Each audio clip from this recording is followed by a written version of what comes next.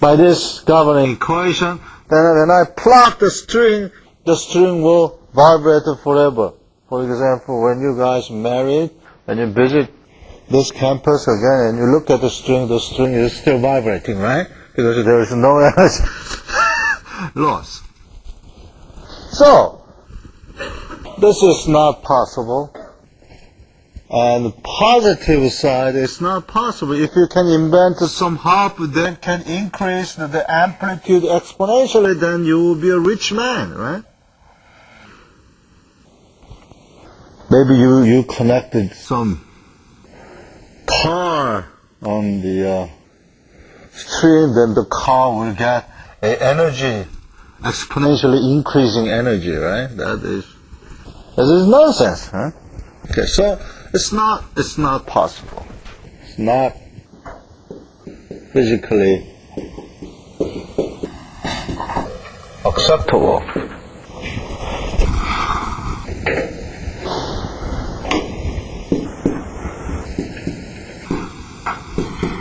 So sigma has to be minus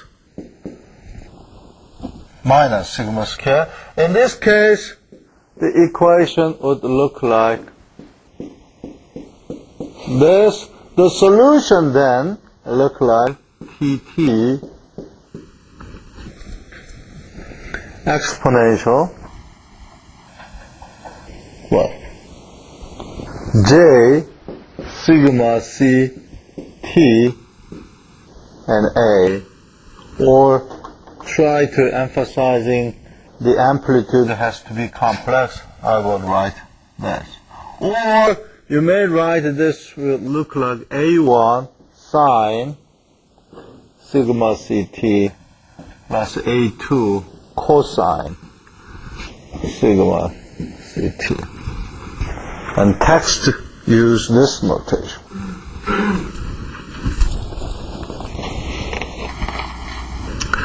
Okay? Right?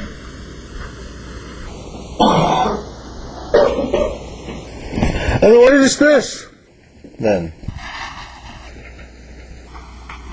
That has to be what?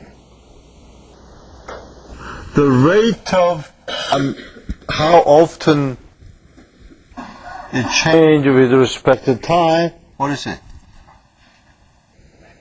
The physical quantity that express how often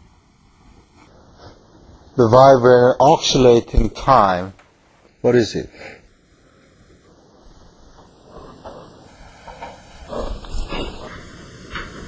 Okay, see this.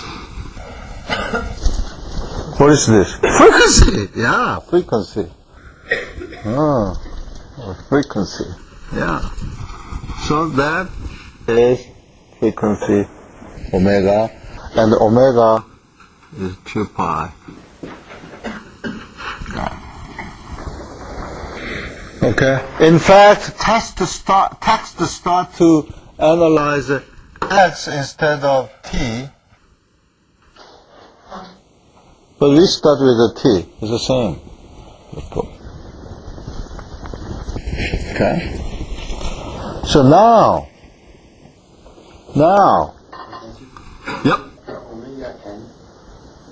Not yet. Not yet. This is the frequency that is possible in the vibration of string. But we do not know what is omega yet. Okay? Then I can write this is A1 sine omega t plus A2 cosine omega t. Okay. On the other hand, if you look at this term,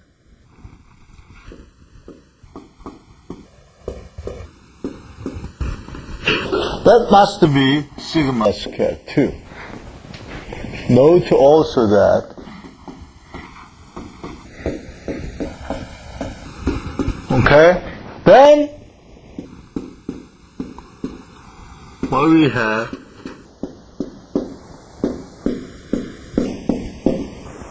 okay, the solution of this term that is totally depending on space look like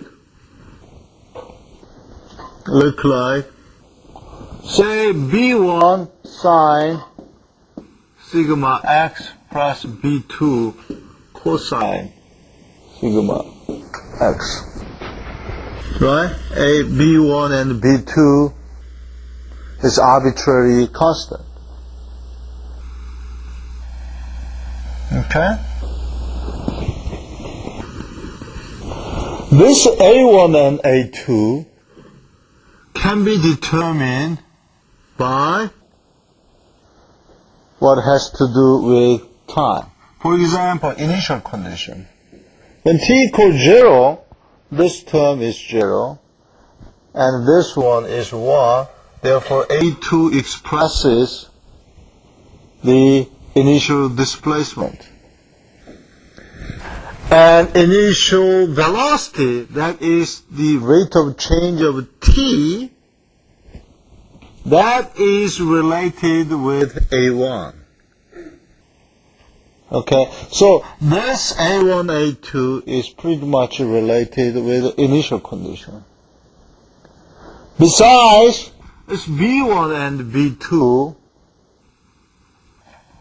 depends on the value when x equals 0 and x equal, for example, L. Say that this is the length L. Okay? Then, suppose we have a string with length L. Then,